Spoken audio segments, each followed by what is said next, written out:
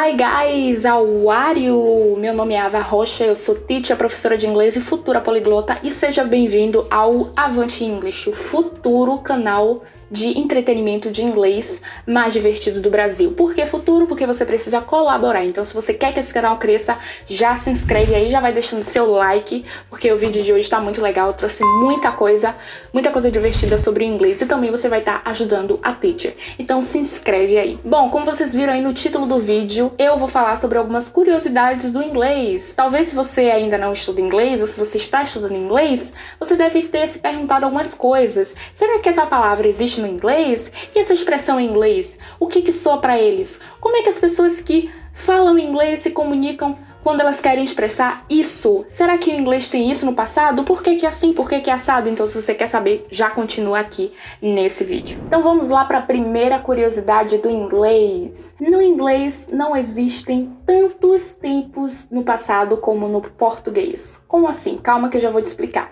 Sabe aquelas palavrinhas, quando a gente fala assim no passado? Ah, eu deveria ter feito isso.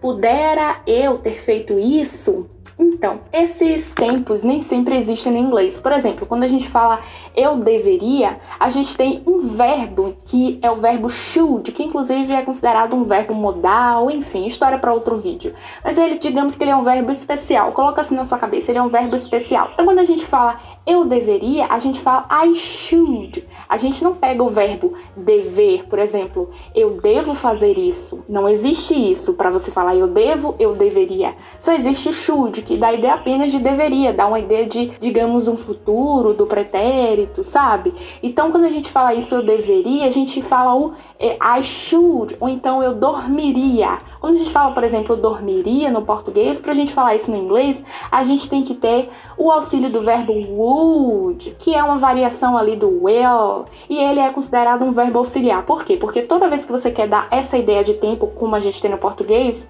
você precisa colocar ele e depois o verbo principal. Como assim? Vamos a um exemplo. Eu quero falar eu dormiria, eu iria dormir, né? Que é o mesmo.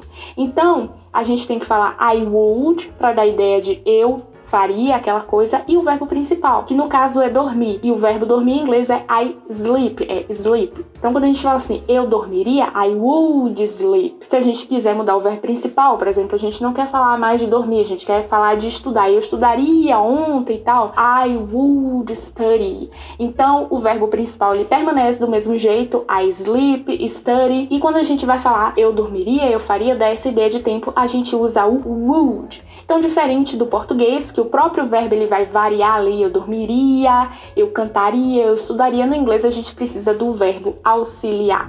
Curiosidade número 2. Nessa curiosidade, você já deve ter percebido, se você estuda inglês aí há algum tempo, né? E se você está começando, você talvez tenha isso como uma dificuldade, que é no inglês, que é que no inglês nem sempre a gente vai ler o que está escrito. No português, muitas vezes tem palavras que não tem explicações, como por exemplo, a gente fala casa, então C-A. Já cesta, a gente não fala questa, a gente não fala o CE com som de que, a gente fala cesta. A gente aceita no nosso coração, como por exemplo a palavra chuveiro tem som de X, mas é com CH. No português tem isso, tem essas pequenas mudanças, essas regrinhas, mas no inglês isso é, digamos, bem mais aberto. Então, assim, tem palavras que são escritas de um jeito e aí você acha que é para falar daquele jeito, mas na verdade é de outro. Como, por exemplo, essa palavrinha que eu vou estar colocando aí na tela. House. Essa palavra começa com H. Inclusive, eu tenho um curso chamado Truques de Pronúncia, que é o bônus do outro meu curso, que é o bônus do meu curso fechado, que eu mostro alguns truques que vai te ajudar a falar melhor o seu inglês. Então, eu vou estar deixando aqui fixado no primeiro comentário, mas depois do vídeo você vai lá clicar, tá bom? E se você estiver vindo pelo vídeo, eu vou deixar um cupom de desconto aqui na tela. Quando você for comprar, você colocar o cupom de desconto e já ganhar o seu truque de pronúncias com um desconto. Então, voltando. Essa palavra que tá aí na tela, house, ela começa com H. E lá no meu curso Truques de Pronúncia eu mostro que palavras em inglês que começam com H, elas geralmente têm um som de R, nosso R do português. Não é tão forte, mas é aquele R, sabe quando a gente fala rapaz? Então, aí a gente vai falar house, ou então home, home. How are you? How are you?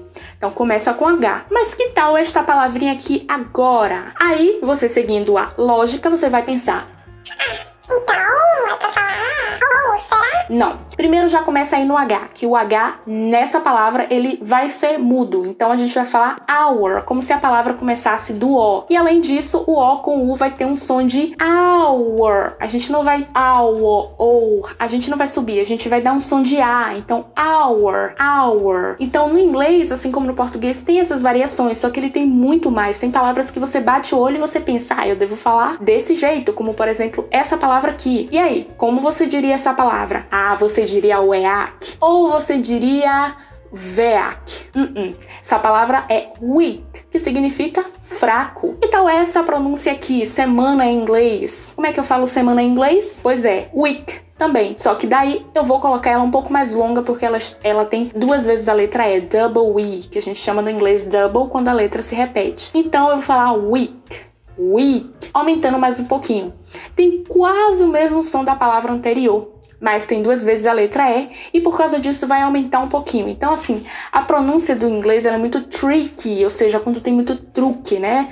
Então, quando a gente bate o olho, nem sempre é daquele jeito. Por isso, lá no meu truque de pronúncia, eu mostro pra você algumas regrinhas gerais que te ajudam a ter uma boa noção para que você melhore aí a sua pronúncia no inglês. E lá também eu mostro como é que você deve pronunciar a palavra. Então, depois que acabar o vídeo, vai aqui no primeiro comentário do vídeo e procura lá. Agora vamos para a curiosidade número 3. Curiosidade número 3. A palavra que no inglês nem sempre é necessária. Como assim? Vou dar um exemplo no português, depois eu vou traduzir essa palavra para o inglês, essa frase para o inglês, e aí eu vou mostrar que você pode colocar o que do inglês nessa frase ou não. Este é o carro que eu comprei ontem. Se eu falasse este é o carro eu comprei ontem, no português fica muito diferente. A gente não tem esse costume, né? Parece até uma criança que tá aprendendo a falar, falando essa frase. Então a gente precisa colocar esse que. Então, este é o carro que eu comprei ontem. Agora, essa mesma frase no inglês. This is the car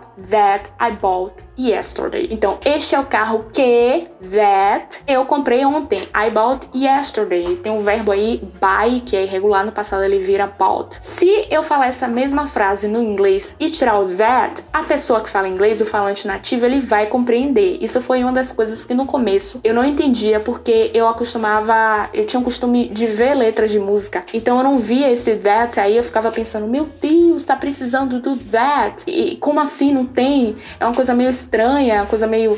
Mas não, no inglês eu fui descobrir agora, pesquisando no meu curso e tal, aprendendo que nem sempre esse that, ele é necessário. Então se eu falar essa mesma frase em inglês e não usar o that, olha como ela fica. This is the car I bought yesterday. Este é o carro eu comprei ontem. Mas tá errado? Não necessariamente. Como eu falei, no inglês, ele é subtendido, ou seja, se você não colocar o falante nativo de inglês, ele vai ver um sentido, ele vai entender que você tá falando que esse é o carro que você comprou ontem. Então, no inglês, nem sempre é necessário esse that, ou seja, o que? Curiosidade número 4. Essa curiosidade, ela é realmente uma coisa assim que não vai fazer tanta diferença na hora de você aprender inglês, mas ela é muito divertida. Por exemplo, a cor laranja em inglês. Como é que a gente fala a cor laranja em inglês? Do mesmo jeito que a gente fala o nome da fruta. Orange. Mas você sabia que a cor ela não tinha nome? Pois é. O nome da cor laranja só foi aparecer em 1540 e justamente por causa da fruta. Então foi a fruta que deu nome à cor. Em português eu não sei se foi a mesma coisa, né? Mas eu acho que assim, é meio óbvio, porque a cor é cor de laranja, a gente fala assim. Então em inglês também é o mesmo nome da cor e o mesmo nome da fruta. Mas primeiro veio o nome da fruta e só depois é que deu origem o nome da cor. Orange. Então a gente pode dizer the orange is orange? Yes, we can. A curiosidade número 6 é para você que pensa que aprender inglês não é tão importante, posso viajar para vários países sem precisar de inglês. Então fica aí que você vai ter uma surpresinha. E agora a curiosidade para você que pensa que o inglês não é tão importante, que se você for viajar para qualquer lugar você não vai ter nenhuma dificuldade se você for para qualquer país e não falar inglês. Então, fato é que você pode ir para vários países sem sem precisar do inglês, isso é óbvio. Mas existe algo que vai mudar a sua visão em relação ao inglês. O inglês, ele é a língua oficial do céu. Como assim? No céu as pessoas falam inglês? Calma, eu estou falando de voos internacionais. Então, qualquer voo internacional que você tiver, que você fizer para outro país, seja um país que fale ou não o inglês como língua oficial, as pessoas que trabalham na companhia aérea, aeromoça, piloto, todo mundo ali precisa saber falar inglês. Eles precisam ter essa capacidade de se comunicar em inglês. E isso só prova que o inglês, ele é muito necessário, principalmente se você tiver a fim de viajar para vários lugares aí do mundo. E o inglês continua sendo uma língua, digamos, mundial. Então, é importante você aprender inglês. E aí, qual dessas curiosidades te deixou mais de cabelo em pé, digamos assim, né? Meu Deus, que coisa, que ditado velho. Mas qual curiosidade te surpreendeu? Qual delas você pensou, gente, não sabia disso? Comenta aqui que eu quero saber e eu vou interagir com você, porque teve algumas coisas que quando eu descobri eu realmente fiquei impressionada, como essa do that aí, quando eu comecei a aprender inglês, isso me bugou toda. Então comenta aí qual foi a curiosidade que você mais gostou e me segue lá no Instagram, tá? Pra você ter muito mais dicas de inglês, sabendo o que é que você está errando. Eu vou estar deixando aqui no vídeo, também vou estar deixando na descrição todas as informações. E é isso aí, continue me seguindo, me acompanhando para fazer o seu inglês e avante. Bye, bye!